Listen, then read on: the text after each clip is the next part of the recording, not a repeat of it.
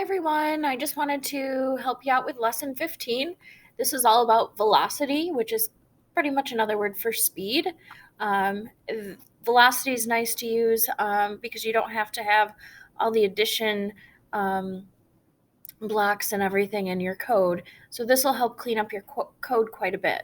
Because now that we're going to be creating games, you're going to have a much longer list. So we're going to put some of these things aside. So basically, if you look up top here, sprite.x equals sprite.x plus 1 would make your sprite move across the screen. Instead of doing that, you're going to write velocity x equals 1. So you don't have to add all that extra in.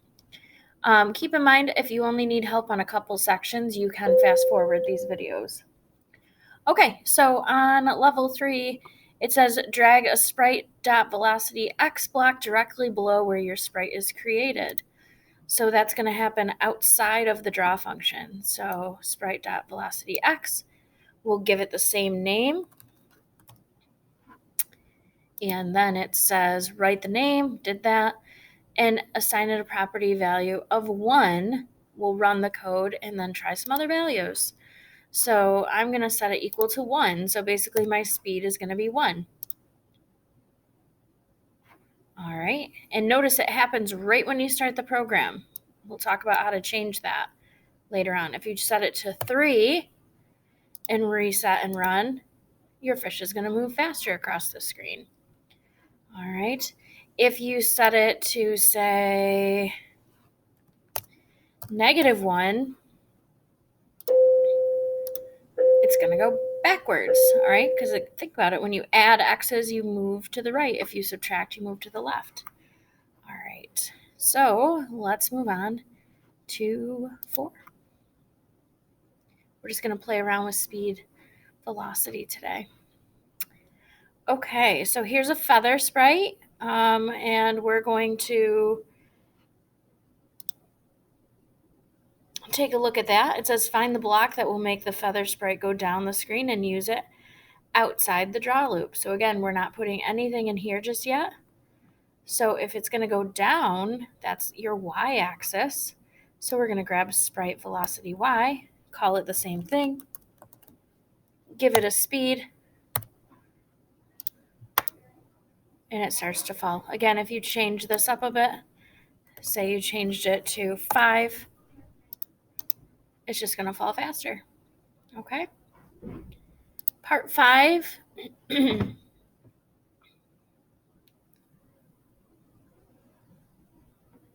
Dealing with rotation.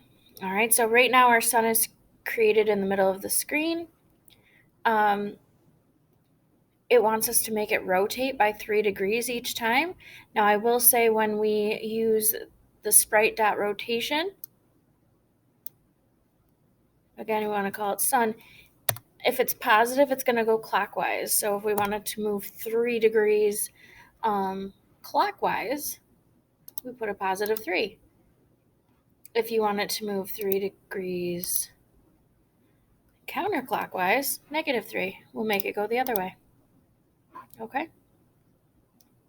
Much easier than using those other blocks. And again, because it's out here, it starts right at the beginning of your program. All right, let's look at 6. It'll get a little bit more complicated here as we move through. So you used rotation speed outside the draw loop to make your sprite rotate when your program started. You can also use it inside the draw loop to change the speed of the sprite during the game. For example, a sprite can start rotating when the user presses the space bar, and it will keep rotating until it's told to stop. And there's different things we can do. So look at the if statement inside the draw loop.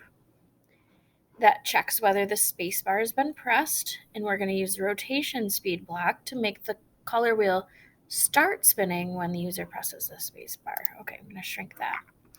So right now, nothing's happening. Okay, I don't see anything about rotation. So right here, and here's the note, wheel starts spinning when the user presses the space bar. So if the key went down, if the space bar key went down, then we want it to start rotating. So this time, instead of putting it out here, we're going to put it inside our draw loop. We're still going to give it its name.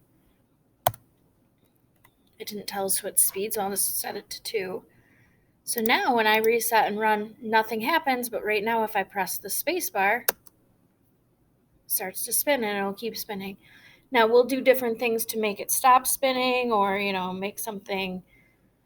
There's so many different things that we can do with this using our conditional statements. All right, part 7.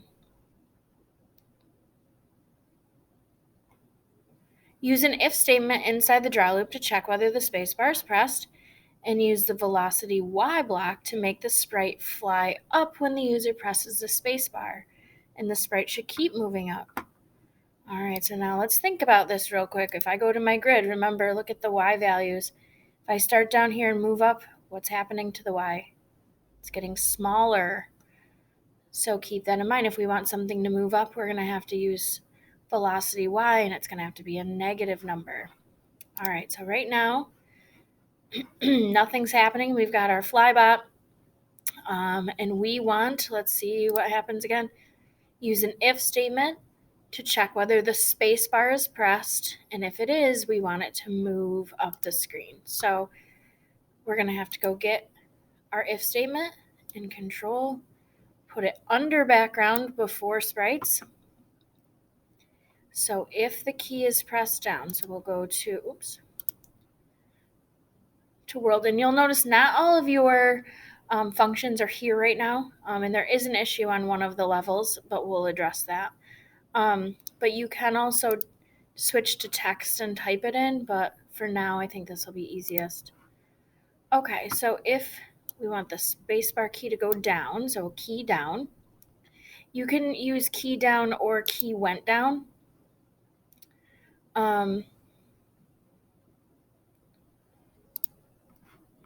And now we want to change it to the actual spacebar. Oops. Now, when the spacebar is hit, we want it to move up. So I'm going to go back to my sprite.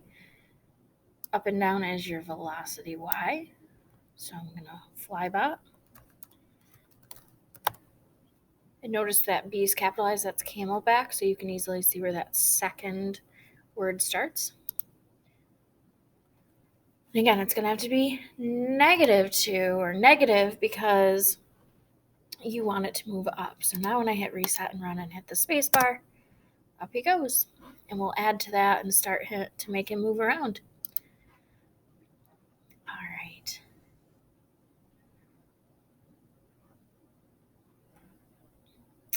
So on 8, it says one advantage to using the velocity blocks is that your sprite keeps moving even after the condition stops being true. For example, you only had to press the key once to launch your flybot, and it keeps flying forever. The code below uses if statements to make a fish sprite move in different directions. So look at the if statements that check the sprite's position and set its velocity. With your partner, which we don't have, discuss what you think the code will do, and type your answer here. So, and it won't let you hit run until you do that. So again, look at the if statements, and let's just see what we got going on. So we have a fish. All right, starting right in the middle, 200, 200. Velocity x is 2, so that means that fish is going to be moving to the right from the get-go. If the x value is less than 0,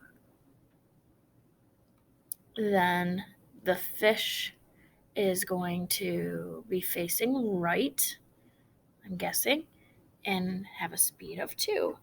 If it's greater than 4, if the x value is greater than 400, it becomes fish L, so it faces this way and moves the other direction. All right, so I'm just going to put right to left, okay? So it's going to start moving right. If it gets over here, it's going to turn around and go the other way, change. So let's hit run and see what happens. So he starts moving. If his x value gets to be greater than 400, it switched to fish that's facing left and moved backwards. Then if it gets to be less than 0, it's switched to a fish that's facing right. So that's what's happening here. You can make your fish do that. You can make your things do that with these conditional statements and your velocity. Okay. So let's do some more work with that.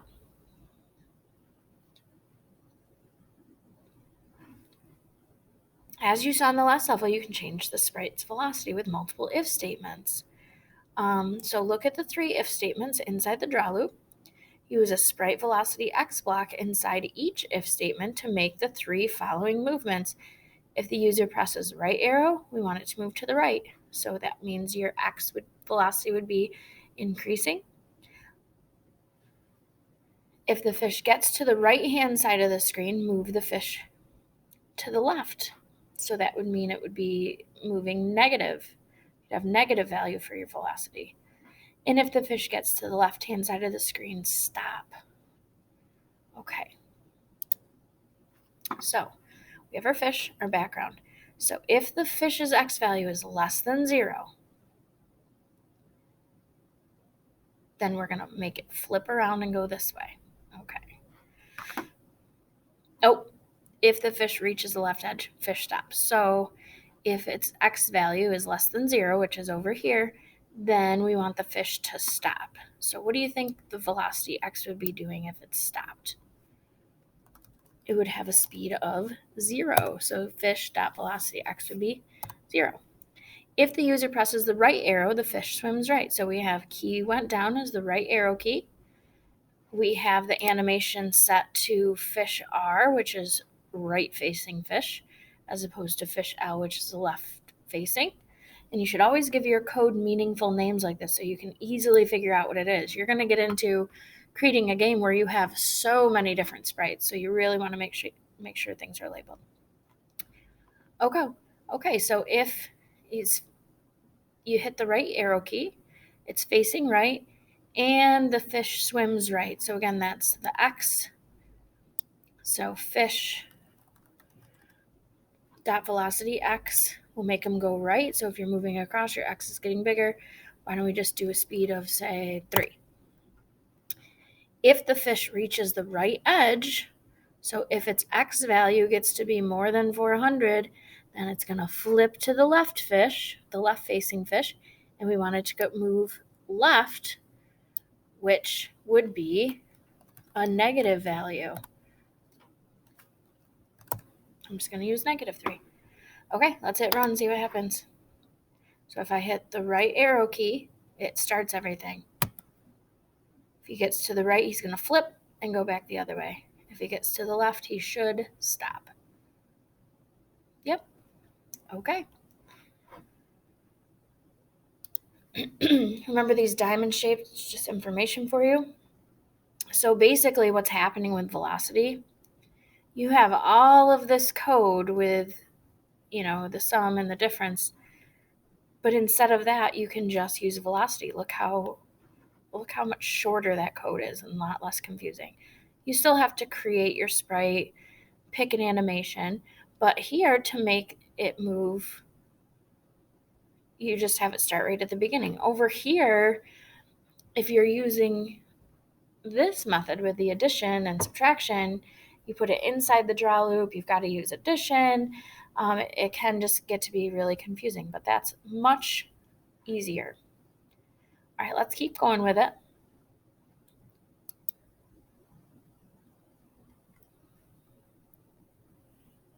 And if any of this isn't clear and you want extra help on it, I would be happy to help you. I have the class link open in Zoom every single day except Wednesday from 12:55 to 1:36, and I'm happy to work with you on it. Okay, so jumping. You now have all the blocks you need to make your sprite jump. The sprite should jump up if it's on the ground, and the user presses the up key. All right, we're going to start with these games, and then it should start moving back down when it reaches the top of its jump. So this is the level where there's actually an issue, there's a glitch, and you'll notice that not all of your controls are there. Like, which one was it? Nope. Oh, it's right here. Key went down. It doesn't have any key went ups, and that's probably what we're going to need to do. Because if we look, and remember this means that it's on another screen as well, you have nothing's happening right now because we haven't said anything, but you have a mushroom, and that's starting here, and then you have this frog. So inside this draw loop, you've got if statements, and the idea of how they set it up is good, however, it's not working. So if the frog is on the ground, the frog is above, and notice my y value down here when I have it. If the frog is above 324, so it wants it to stay there, then if the key went up, so if he's both above the ground and I press the up arrow, we want the frog to move up. So that would be velocity y. We can start with it, but you're going to see that we're going to have to change some things. So oops, not frog.y, but the wrong one. The frog's velocity y is going to go up. So maybe we'll do -4. Right here is where the issue is. Otherwise, the frog should stop moving. So the velocity y should be 0. Let's see what happens. If I hit the up arrow, it doesn't stop when I let go. We can try. So that was key went down. If we try key down, I don't believe it works either.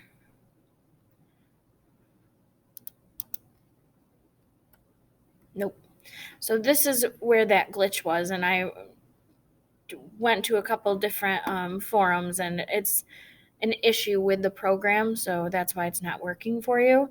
So instead, what I would suggest that you do is I'm going to just kind of pull some things out here and kind of create my own. So if the frog is above 324, we want its, oops, let's move this around. I know we're messing with their code that was there, but I want it to work because you want it to look like it's jumping, right? So if it's above 324, it should just be sitting there. Right now, it's just sitting there, okay? So, but anytime it gets there, we want it to stop. We don't want it to go below 324. So we're going to make its,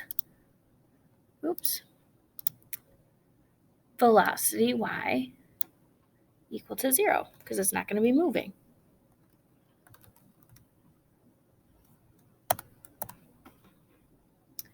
Okay. 1 second.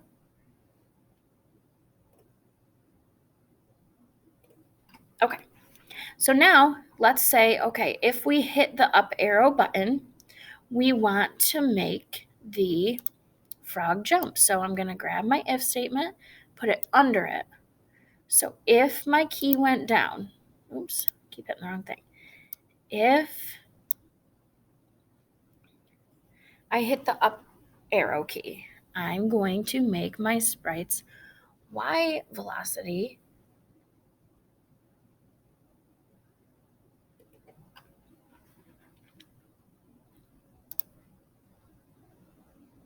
so sprite.velocity y is going to decrease because we want them to move up. I know that seems silly. It should be going the other way around, but whatever. All right, so if I hit up he goes. Again, he's still going, but we haven't done anything. Now, typically what should happen, if you hit this plus sign, it would make it an if else. If you put the minus sign, it's just an if statement. So if else, what you could do, there's a couple different things that you can do or should be able to do. Unfortunately, not everything is working. You should be able to make the frog go back down. So let's do velocity y.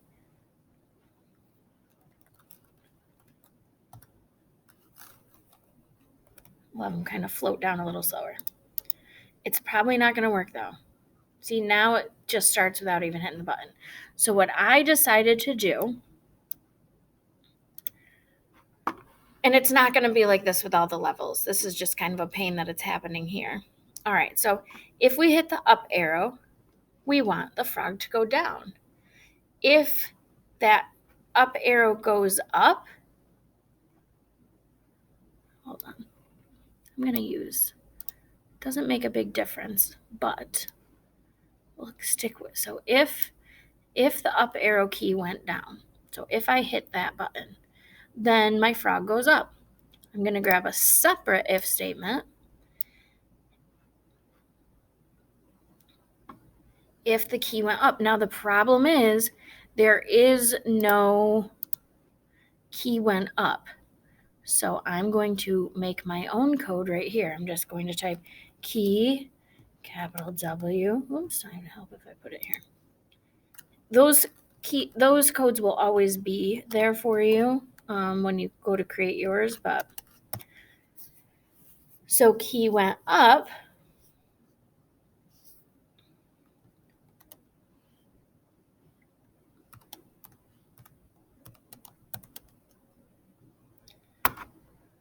So now that's in there. All right, it's not here, so you can type it in. So now if that up, once I hit up, or if I'm pushing the up arrow key down, then it should be, our frog should be going up. If I let go of it, so if the up key comes up, then it should be going back down. So then my frog's velocity y will go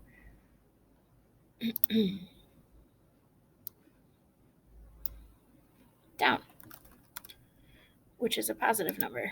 But I'm going to have him kind of float down. All right, so now let's give it a try. So if I hit up, he goes up and then comes down.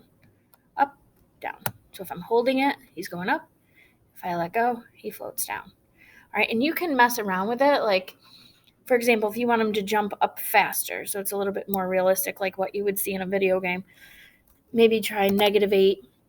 And when he's coming down, we'll stick with the 3 or the 4. So now if I hit the up arrow, he's jumping, and then he comes back down, jumping and down. I mean, you can mess with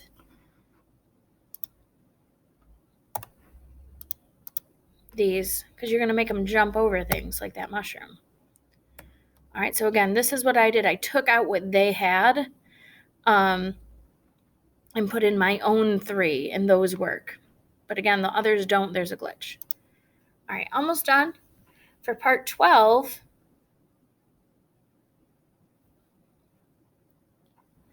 use a velocity X block to make the mushroom move left across the screen. So if you want the mushroom to move left, your X value is getting smaller.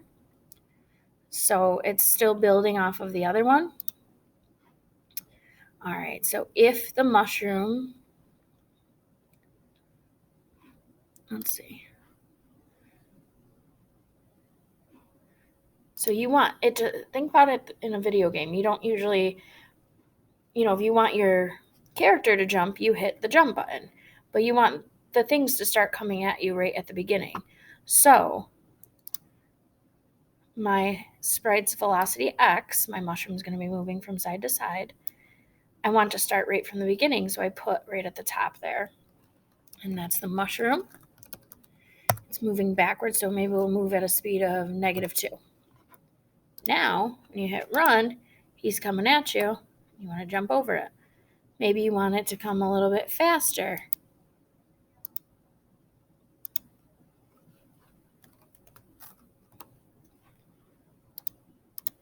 And you just jump over it. Then we'll see, if you hit it, then you lose lives and things like that. But we'll keep building on it. So make sure this is nice and organized for you because you're going to keep building on this. Now, the other part of this is, it says use the velocity X block to make the mushroom move left across the screen. The mushroom should start moving at the very beginning. So again, that should be outside of the draw loop. That's why we started it up here. Whereas the frog, we don't want to jump until we hit the button. So that's why his velocity is in here. All right, last part of this is to make the mushroom look like it's moving across the screen.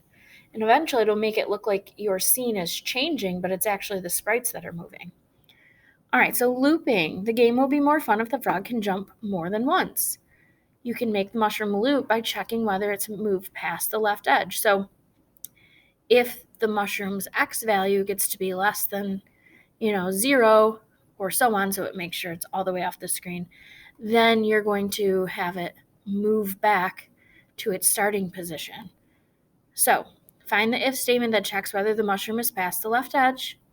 Use the sprite.x block to set the mushroom's position back to the right edge if it has. So let's take a look. It's still the same exact one we were working on. So right at the beginning, the mushroom starts moving. The frog jumps if you hit up and goes back down if you let go. Now what we're going to do is if they have it set to -30, so it's if the x's position is -30, I wonder if it'll show me over here. Nope. Less than -30, so basically the whole sprite is completely off the grid. If you just said less than 0, only half of it would be gone. Then we want it to be moved over here. So the sprite's x value, so the mushroom x value, now if it's at the very edge of the screen, it's 400, so maybe we'll put it at 430. We'll set its x value to go there. And it will continue to move because you have it moving up here. So let's hit run. Oh, I forgot to jump over it. We'll do it the next time. Oh, he's back. So it looks like it's another one coming at him. And we'll mess around with speed and make it so you can do different things. But again, what happened there, if the mushroom got way over here, if its x value is less than -30, it started again over here. And because it has the sprite's velocity x outside, it's constantly moving throughout, where the frog is only moving when I hit that up arrow. All right, so that's it for lesson 15.